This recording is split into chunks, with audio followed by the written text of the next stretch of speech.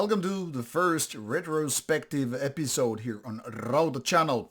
The first band in question is not exactly something that a lot of people might be expecting for. That is, it's not black metal band, but in fact a melodic death metal band from Sweden, Amon Amarth. So why did I decided to start with this one? The reason is very simple. I was going on in alphabetical order my personal record collection, and then I stumbled upon Amon Amarth albums when I was basically listening my own CDs after review pile and all that stuff, and I was suddenly on a road of reminiscent, just basically going through some of my favorite albums in the past, and I was like, man, I should totally listen to the whole discography. Mind you, I do not have all their albums in my collection. That's where the story or twist comes into play. This is not a worst to best video. This is about recapping the whole discography, the whole career so far, in a way that might get you into the story of Amon Amarth in terms of like what albums to check out, what is the whole thing all about and all that stuff. Mind you, if you're already a big fan, you know everything and beyond, so this video might have very little for you to find out. But those who are maybe less experienced with the band and suddenly maybe do not know after all almost nothing about the band, maybe this tour of retrospective look will actually help you figure out some things or just decide whether or not this band could be your next cup of tea. So without further ado, let's tune in for Metal Archive's site here for Amon Amarth, and let's start going through the whole idea. I'm gonna talk about the music, I'm gonna talk about the lyrics, I'm gonna touch the subject of cover art and even some other details in the band. Metal Archive site is the basic tool we are using for this stuff because it's easy to show you some of the stuff which I'm gonna explain also, and also because, well, it has pretty much the basic facts all in one place. Of course, there are parts where my own opinion comes into play and I'm gonna explain something to you, but this is not like I'm gonna quote you some of the interview parts of what's being said and all that stuff. We're focusing on music, lyrics, members and cover art, the basic things of a band. And think about the retrospective, what made Amon Amarth successful and why it's a band of interest in the first place. Now first we'll head to the past. Before Amon Amarth there was a band called Scum, which only existed for a few years, and mind you, I'm gonna open this on the new tab, this band never did more than a demo material. There are no albums by Scum and the style was something different. Now if you really think about it, a lot of bands started this way. Only a few bands were people's first band. There were more or less bands that were something different before the bands changed their name, changed their lineups and all that stuff. For example, Norwegian black metal scene is a typical example of that. A lot of these bands didn't actually start as black metal bands, but they had some death metal paths in the before. And Amon Amarth is no different in terms of that. So back in the 80s, before Amon Amarth existed, there were already some other bands before the guys decided like, hey, let's do something else. And 1992, basically the year of foundation for Amon Amarth, things started to roll. So of course these guys were already experienced in that sense, and that explains pretty much how the band was evolving so quickly compared to some other bands which were really the first ones out there. And what is also interesting, this I need to address right away here, is that pretty much most of the lineup has been very intact since the first few days. This is a real rarity. There are bands, of course, like Rammstein, who have never basically changed the lineup, but those are very few and unique bands. But Amon Amarth, I think, represents one of the small percentage of bands that is able to maintain the core being guitarists and vocalists, bass, since the first few years, since the band was founded and all that stuff. That is not very common indeed. A lot of bands nowadays operate by having only like one or two members, original members that is, from the year when the band was founded. And of course I'm talking about bands that have been existing for decades, like at least 20, 30 years or so. Now Amon Amarth being more than 30 years old, this is indeed quite an achievement, having the core here. What is interesting though, is worth mentioning that if you take a look at the members that have changed, it seems the drummer spot is the windy one. You have had a few drummers along the way, But then again, even with that, not too many really. You have 3 ex-drummers in the band, 1 ex-guitarist.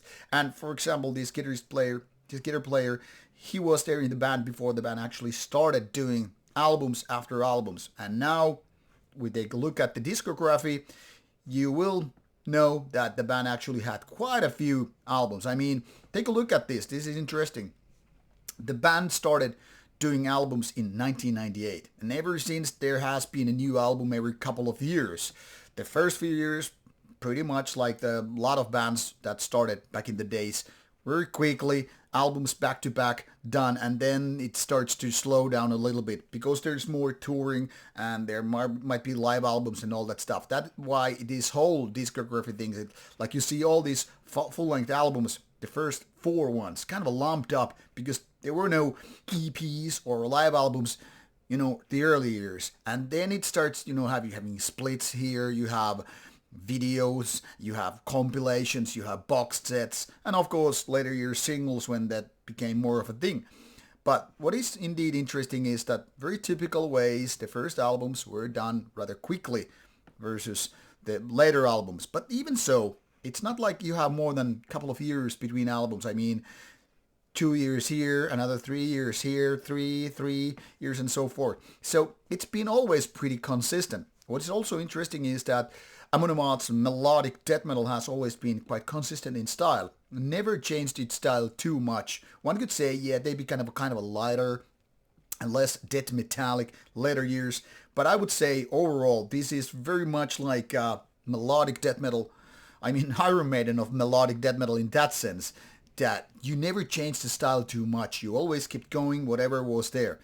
And this is something that, in my opinion, is very cool, because when you're a fan of a band, you find any of the given albums, it's easy to just listen to all of it without feeling like suddenly misplaced or like, what the hell happened to this band? And there are lots of bands which went this way.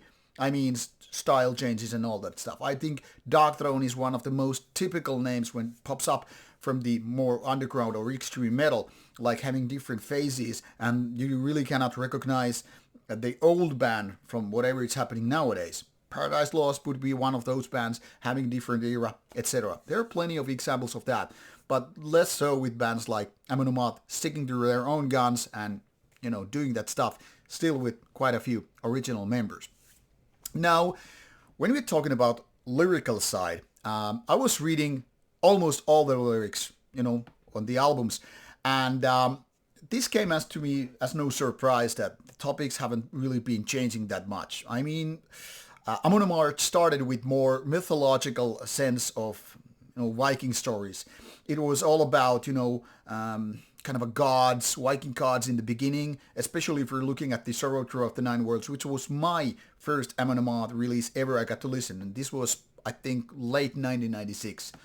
And that one has more godly tales of Viking stories, more of that mythos thing. But later on, Amon Amarth started more and more using Viking stories like battle stories, sailing ships to other parts of the world, raiding, even raping, fighting the enemies, dying with honor and all that stuff. So whatever you do here in terms of reading the lyrics from the beginning to the end, you will find one consistent theme, and that is Viking battles, Viking deaths, deaths for your family, dying family members, fighting the enemies, destroying Christian places and cultures, and praising to Odin, praising to Thor, etc. There are also some lyrics later on which touched more of the Viking mythological stories, be it about Surtur, the fire giant, bringing chaos and whatever upon the world. There are, of course, stories about Loki, the traitor god, and all that stuff. But in one way to sum it up all, it's all about Viking stuff. Be it the real Vikings, be it the Vikings that fought the enemy or sailed the ship or whatever, or dying with honor, fighting against invaders and all that stuff. So in that sense, the band kind of never changed. They have this small box where they kind of stuck, both with music, melodic death metal, and also with the lyrical themes. And I think that is serving the purpose for those who are Viking fans. Here is one man. And also those who just like the melodic death metal. I guess I should raise my hand again.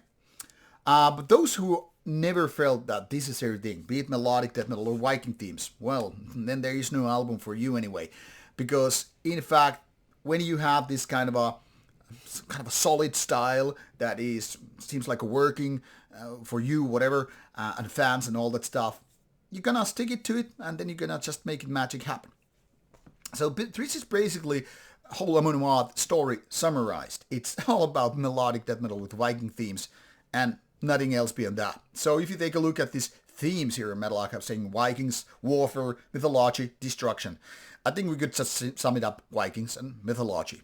The rest, not so important, especially everything here is tied to those things. Now, what it becomes funny is that this name is taken from Tolkien's story. Like it says here, Lord of the Rings, Amon Amarth.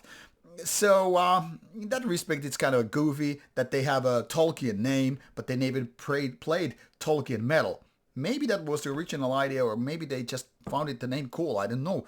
But it's important, or more like interesting detail to understand. Name comes from Tolkien, lyrics not so much. So, all in all, this could be totally some Viking name, and then it would make more sense. Now, if we take a look at the cover art, however, this is pretty interesting. This is not something you would see nowadays. Flaming Celtic Cross. Now, back in the 1990s, of course, world was a little bit different. There was no such cancel culture, and nobody was trying to see whatever political takes there were with that. Now, if you would have a cover like this nowadays, well, yeah, people would be playing their neo-Nazi cards or whatever, even though there is no indication of this band being on the level. But if you see a cover like that nowadays, you would instantly probably think it's going to be an SBM release. Maybe that's also the reason, I don't know, just guessing, why this album, or, well, EP, is not on Spotify. Then again, it might be just copyright reasons, because later on, the band moved on, of course, to a bigger label, and these might be just copyright rights, like, okay, we're not able to do that EP on Spotify or other streaming services, even though the ones later on went there.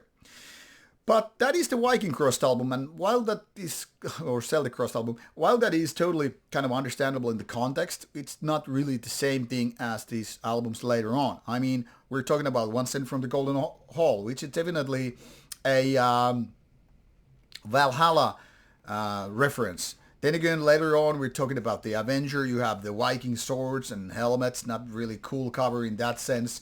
We have the Crusher, which is then again referring to Thor's hammer. And now we're already kind of entering the Manowar world of cover art. I mean, I find this beautiful. Even it's kind of a comic book kind of a thing, but there is this kind of a Manowar feeling with pumped muscles and the hammer breaking stone and, lightning bolts sent. Now, we're definitely kind of storming into the Viking world. Of course, this is then continued with Versus the World. I find this chaotic art a little bit off compared to the previous one, but the strong Conan the Barbarian / Manowar feeling is definitely right there. You have this, I guess, Viking warrior, but really it could be Conan the Barbarian kind of thing, fighting the world.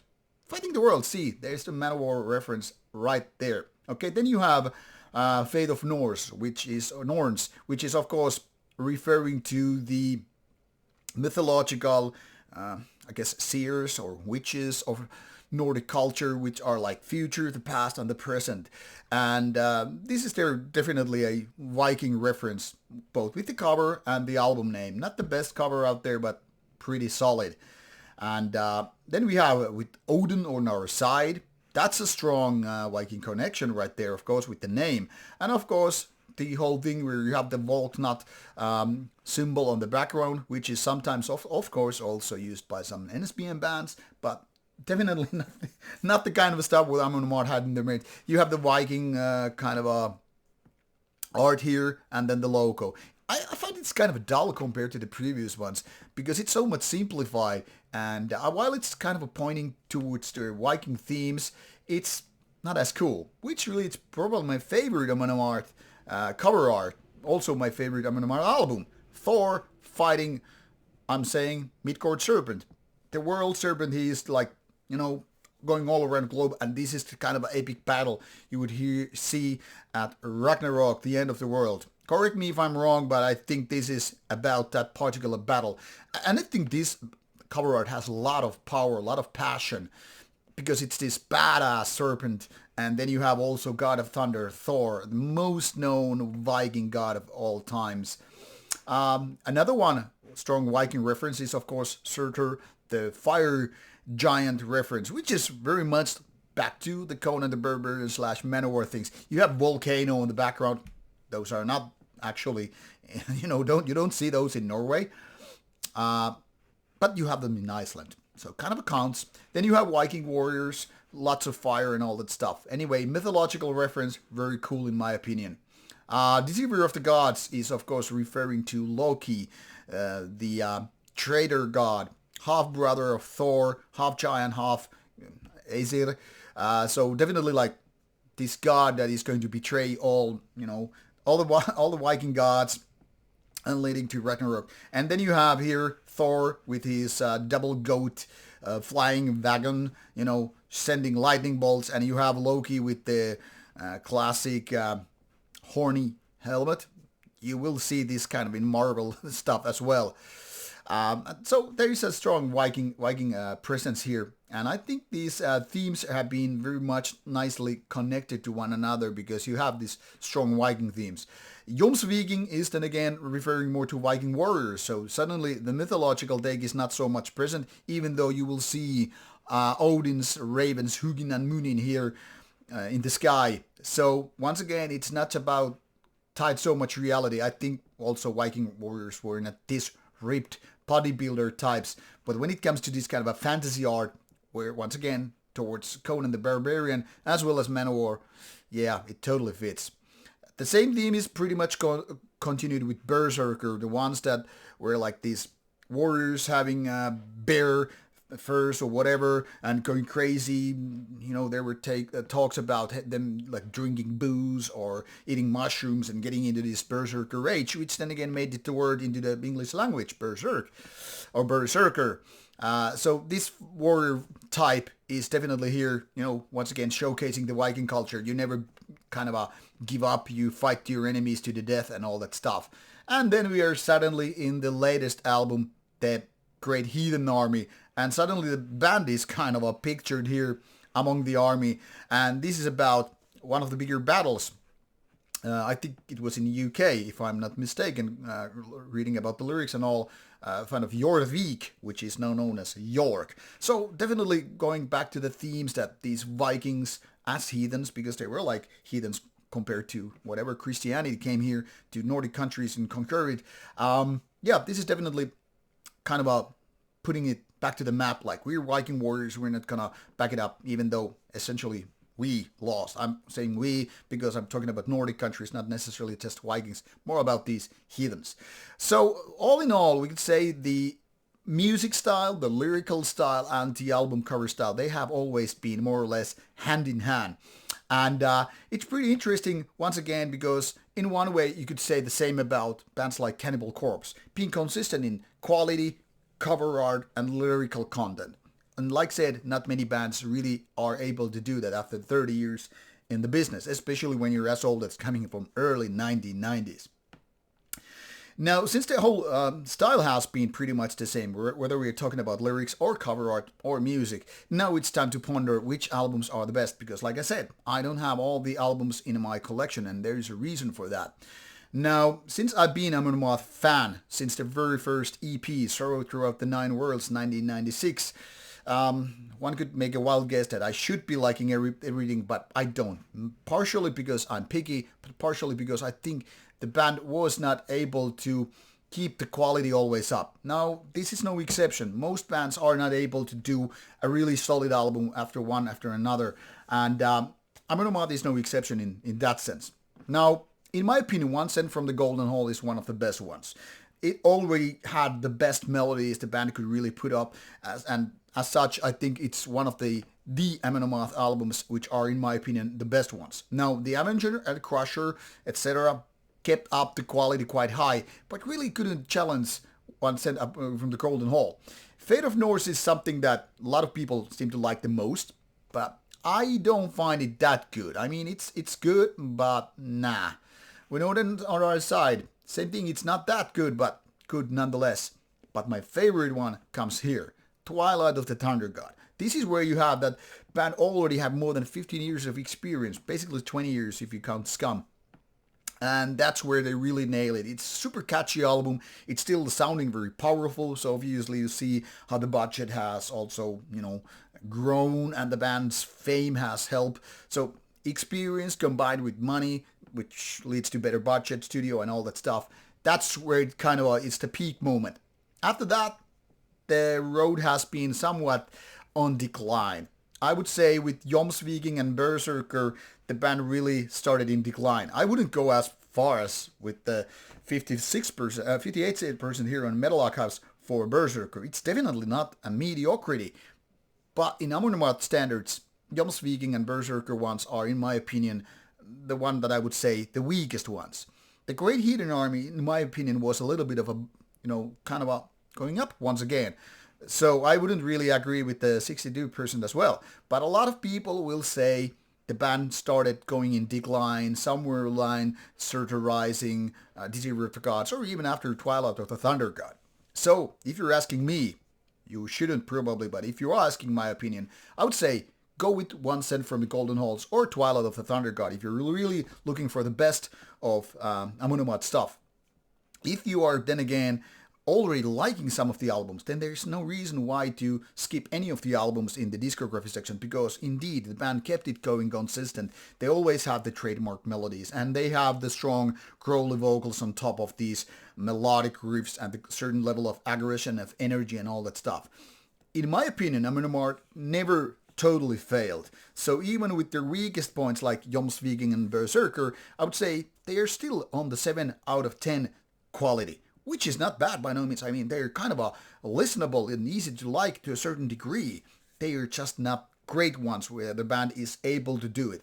So me asking this question from myself and from the others, I really don't know why the band is being hated. There are lots of bands who feel like, yes, Amon Amarth kind of a sold out. They became this kind of a Disney band. They became this kind of a video game band, thinking of Assassin's Creed Valhalla, great game by the way.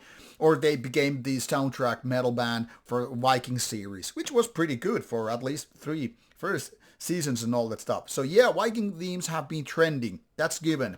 Be it, TV series, be it about movies or be it about video games. But that's not Amon Amarth's fault. I mean, they were doing that Viking stuff way before it was trendy.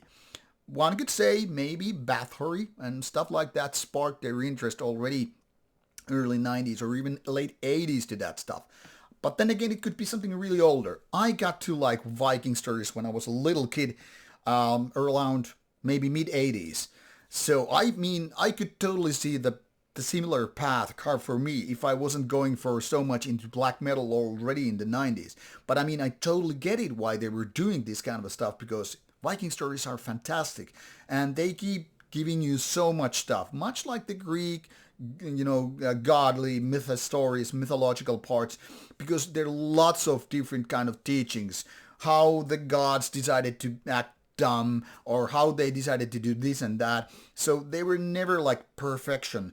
Greek gods and Viking gods are similar in that. They also always had these flaws. And in that sense, they were like humans, like making those silly mistakes, which are then again kind of like moral codes or hints what to do, what not to do in order to live a good life and not be a douchebag to your neighbor or whatever.